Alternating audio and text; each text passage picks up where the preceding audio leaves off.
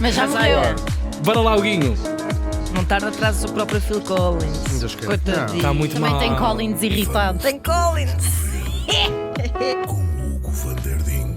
Olha que ele está sério. Vamos lá. Hoje vamos ter um tributo a quem ama cinema. Incrível. Porquê é que vamos ter? Porquê? Porque neste dia estávamos em 2011.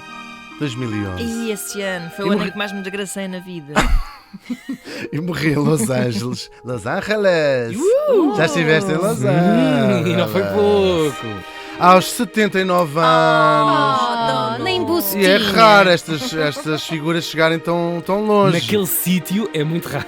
Falamos da atriz, direi melhor, a estrela de cinema, Elizabeth Taylor. Uau. Um dos grandes nomes de Hollywood. Elizabeth Rosamond nasceu em 1932 em Londres. Isso é aquela coisa clássica, ela nasceu em Londres, mas os pais eram americanos. Eles estavam lá a viver. Eram gente bem instalada, graças a Deus. O pai era marchand d'art, depois trabalhou também no cinema, já falo disso. E a mãe tinha sido atriz, mas já praticamente não se notava. E... já super sempre arranjada e... Certo. Estava, assim, já em... Isto não era nos anos 10, 20, não eram propriamente as senhoras que eram, Não era, estavam não na indústria era. do teatro. Já andava. Ana! Não vou dizer nada. Pois, tu elaboras, não é? Como Pois, tu vai também. começar a ver, sim, sim, sim. Eu, É que eu, tu é, ficas mas a vocês olhar- elaboram. Tu ficas a olhar à espera, tipo, quando é que vão Claro, elaborar? atira-te, claro. Eu sou a Elizabeth E eu Taylor começo a de ter queimar imagens os outros. péssimas na minha cabeça e a dizer não, Claro. para baixo, não. Se eu percebesse também entrava nisto. Entretanto, vem o início da guerra. Ela nasce em 32, portanto era miúda quando a guerra rebenta e os pais resolvem voltar para a América. Pois era um perigo estar claro. em Londres, não é? Londres foi muito atacada, como se sabe, pela aviação alemã. Agora não me lembrava que era o outro lado Ora, da guerra. eram os tipos. Os maus. Que eram os maus. Os alemães, não é? Eram os maus. Os maus. Bom, e então, lá volta para a América e ela ainda muito miúda vai. O pai também trabalhava na indústria do cinema, tinha muitos amigos, era uma pessoa bem relacionada. E ela, desde criança, ela começa muito miúda, 6, 7 anos, no cinema. Foi uma daquelas crianças prodígios do cinema. Claro, ainda por cima, ela tinha crescido os primeiros aninhos no Reino Unido e, portanto, tinha um sotaque inglês ainda. E os americanos são fascinados Muito com pitoresco. isso. Muito pitoresco. E, portanto, faziam sempre as princesinhas e essas coisas todas. E os americanos depois lá iam dizer, ela assim, e ela depois, há muitas carreiras que ficam por ali. Child actors, sim. Child actors. E ela vai, como nós sabemos, fazer a transição para a adulta. E de que maneira? Ela começa... ela sempre foi muito pelo na venta e é muito opinativa de que papéis é que queria fazer. Só que estamos numa altura e ela vai ser das mulheres que consegue quebrar isso e até abrir o caminho para as outras. Nós falámos aqui já a propósito de várias atrizes. Nesta altura faziam contratos, para além de longuíssimos, eram donos da vida das atrizes, sobretudo das mulheres. Eram chulos. Nem é por essa questão, pagavam-lhes, não é? Mas a Sim. questão é. Bem, os chulos também, não sei, é um de que eu não domino, mas é. Com quem é que tu te podias dar, com quem é que tu podias casar, o que é que tu tinhas que vestir, onde morar, as casas. Como viver de forma Como Propriedade. geral. viver, claro. Um sentido Aliás, de há uma, propriedade. sim, é verdade, há umas mulheres que tentam levantar cabelo, vou aqui dizer, e que tiveram as carreiras destruídas. Talvez um dos casos que eu me lembro sempre é o da Tippi Hedren, que ainda é viva, a tipa dos pássaros do Hitchcock, que o Hitchcock terá feito uns avanços, ela não quis, e a carreira dela Fez a morreu vida ali. negra, é verdade. Porque eram contratos, imagina, de 7 anos. Tu estás 7 anos sem fazer um filme num mundo tão rápido e depois, imagina, é dos 20 aos 27 a que a tua carreira acabava nesta altura. E ela, sempre muito opinativa, mas de facto aquilo eram os paizinhos, não é? Ela tinha uma escola no estúdio, portanto não estudava com as outras crianças. Isto, claro, faz com que a sua infância nem tiveram propriamente infância. E lá ia ela fazer e foi fazendo a sua transição para os papéis de adultos, com muito sucesso sempre. Um dos primeiros filmes, Um Lugar ao Sol, onde ela faz. Nós podíamos agora ficar aqui a falar dos filmes da Elizabeth Taylor e por isso é que eu falava em tributo, porque ela deu-nos tanto, não é? Faz parte da história pessoal de cada um de nós também. Quem tem medo de Virginia Woolf, um Gato em Telhadozinho Quente, que eu acho que é o meu filme favorito com ela. E já vamos chegar ao filme. Isto tudo vai-lhe valer 2 Oscars e, claro, vai-lhe valer o amor do mundo inteiro das pessoas que gostam de cinema. É indissociável falar dela sem falar. Não é possível falar dela sem falar dos seus casamentos. Ela foi casada 8 vezes com 7 homens diferentes. Só que, claro, e até um bocadinho como piada, piada, até porque já também vou tocar esse assunto. A imprensa usou a Elizabeth Taylor, nós somos miúdos comparados com o tempo desta altura de Hollywood. Ela foi a primeira vítima desses paparazzi, quase nasceram com esta coisa dela, com uma dos seus casamentos. E nós, trouxe uma piada, não é? Ela casa 8 vezes e ao longo da vida toda, não parou de casar aos 40, foi casada a vida toda. Claro, cada um destes casamentos representa uma fase diferente da vida dela e uma tentativa de ser feliz e uma tentativa de encontrar o amor. Não foi particularmente bem sucedida. Ela casa primeiro com um Hilton, ela era muito miúda ainda, 18, 19 anos, um tio-avô das Hiltons mais famosas, sim.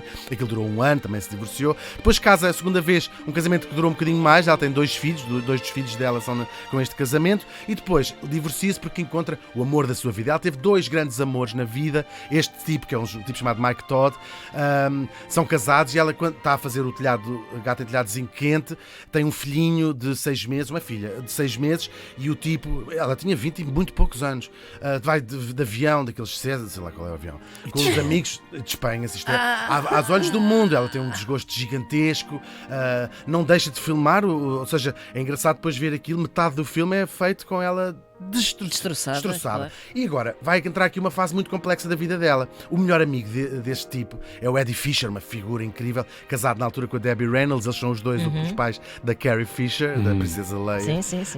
Que é uma coisa que não é muito comum, as princesas geralmente não leem, já sabemos. E agora, ele era o melhor. Grande volta. Ele era o melhor amigo do tal Mike Todd, dão ali um apoio, olham um para o outro com os olhos que nunca tinham olhado. Só que a Debbie, e ele diz assim: olha, a Debbie Reynolds, o meu casamento com ela está destroçado, eu estou apaixonado por ti, a Elizabeth Taylor por ela. Só que a Debbie Reynolds, que era uma mulher muito complexa, nós também já a trouxemos aqui, aproveita aquilo tudo para ir para os jornais, dizer aquela porca ganhou. Claro, agora o Eddie Fisher e a Debbie Reynolds, na altura, pese embora os problemas que tinham, era o casalinho da América perfeito. Pois. E portanto a Elizabeth Taylor foi rompeu isto. arrasada. Coitadinha. Arrasada, mas descolhambada de tudo com mais alguma coisa. Os americanos são uma sociedade também muito complexa.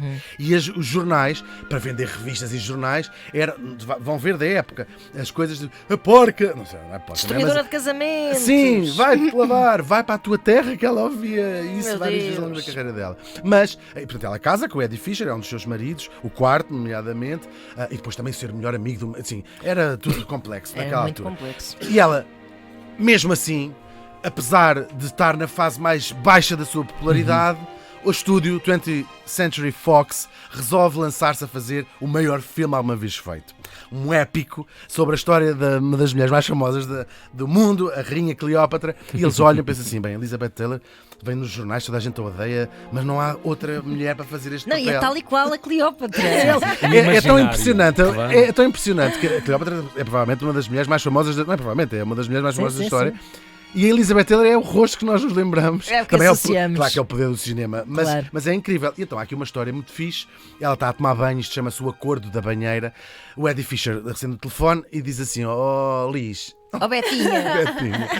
Isto são os tipos da Fox que querem que tu faças a Cleópatra. E ela, que não lhe apetecia trabalhar e estava zangada com o mundo Claro. daquelas coisas todas, diz assim: então pede $1 milhão.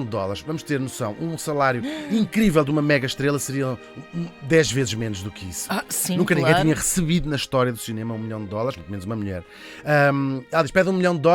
E no mais, não é só $1 milhão, 10% do lucro real, não é ou seja, não é do lucro real, é da bilheteira real, não é o lucro, não é tirar. A pensar, não me vão contratar. E o Eddie Fisher fica, faz assim um silêncio, assim quê, e ele baixa o telefone e diz: não aceitaram. Ou seja, isto é um pontapé nos estúdios de Hollywood. Ela vai ganhar independência económica. Nunca ninguém tinha ganhado. É a primeira atriz a ganhar $1 milhão. Vai ser a atriz mais bem paga de Hollywood e do mundo, não é? Durante muitos anos E no mesmo. fundo tudo o que ela queria era não fazer esse filme. Exatamente, e ela faz. O filme é um desastre. É preciso dizer, é um clássico da história do cinema. O Mankiewicz, o realizador, chamava aquilo The Thing. Se falasse do Cleópatra à frente dele, perdeu-se muito dinheiro. O filme levou anos a fazer. Eles começam as rodagens em Londres. Egito.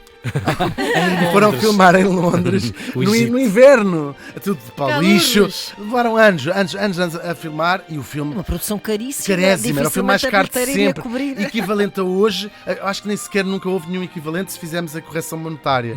Ou aqueles Titanics da vida, portanto é um filme que perdeu dinheiro, não é? É um clássico, mas não é um filme, não foi um filme lucrativo de todo e pronto. Mas ela, com este dinheiro, o que é que acontece? Vai ficar independente. Ela nunca mais trabalha para um estúdio, consegue livrar-se dos estúdios finalmente e criar a sua própria produtora. Ela vai ser uma mulher de negócios incrível, não só no cinema, também é das primeiras estrelas a lançar um perfume e ela fez milhões e milhões, ainda bem, não é? Fez milhões e milhões e milhões de dólares. Claro, já sabemos, o Eddie Fisher também foi à mãe, porque durante as filmagens ela apaixona-se pelo próprio do Richard Júlio Burton, César, pois. o Richard Burton. Eles vão ser casados 2 vezes, é o segundo amor da vida dela, eles têm uma relação conturbada. Ela disse numa entrevista, e só não casámos 3 vezes porque ele morreu entretanto.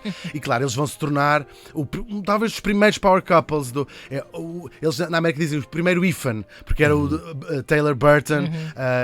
Ela aqui, ele dá-lhe presentes incríveis. Ela tem, por acaso não sabia, fiquei a aprender ontem, a maior coleção privada de joias do mundo.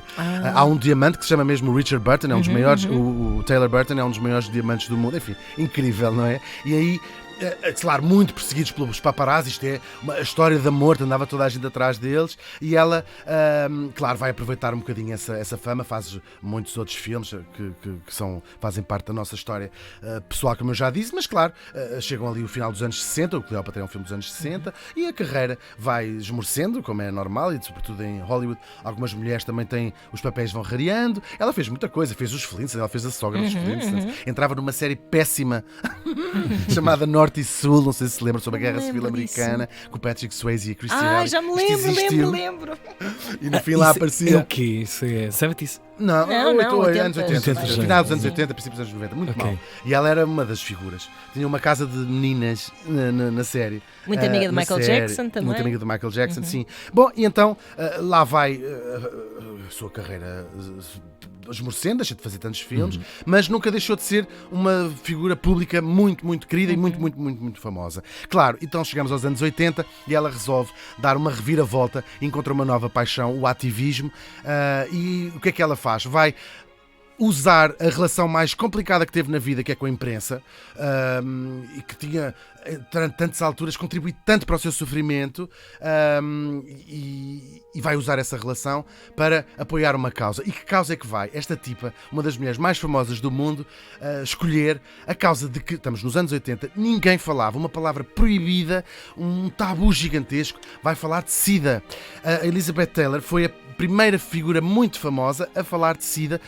E então, para além das vidas que salvou, ela usava a imprensa, fazia lá as rodas de imprensa e dava esclarecimentos sobre a doença. Isto é incrível. E então, permitiu que, numa altura em que o governo não falava, para já pôs aquilo na ordem do dia, pôs o governo americano a discutir a questão que não se falava mesmo, fingia que não estava a acontecer.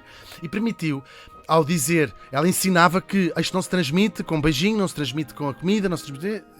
Clarificava, não é? Isto permitiu que muitas pessoas, hoje em dia é uma doença felizmente crónica, ou tendencialmente crónica, na altura era uma sentença de morte, e muitas destas pessoas no início morriam sozinhas nos hospitais, porque a própria mãe, pai, irmão, tinham horror e pânico de lhes tocar. E a Elizabeth Taylor permitiu que muitas destas pessoas pudessem morrer no conforto do seu lar. Ela própria tinha uma saúde muito, muito débil. foi operada 70 vezes, uma coisa muito grave. Ela partiu as costas 2 vezes na vida e depois tinha um problema gravíssimo com o álcool e com as drogas, na fase dos divórcios com Richard Burton, e vai ser também pioneira, é a primeira figura pública a alistar-se na Betty Ford Clinic e a assumir: tenho um problema, sou bêbada e vou-me curar agora, e está há 3 meses. E é engraçado, os números das pessoas que se foram inscrever em clínicas de rehab, arrebentou. A própria Betty Ford, que ainda era viva, liga a Elizabeth Taylor a dizer: não pode ser, volta a beber, porque Não dou vazão a isto. Vai para a rua, encharca-te. É muito incrível. A vida dela é uma vida tão cheia. E depois, ao contrário da maior parte destas estrelas do calibre dela, viveu muitos anos, morreu com quase 80, que não é comum.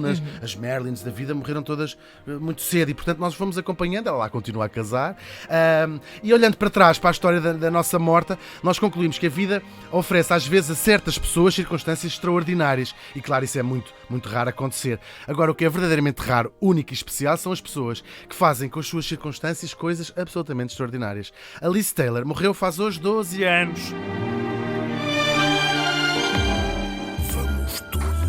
Limited.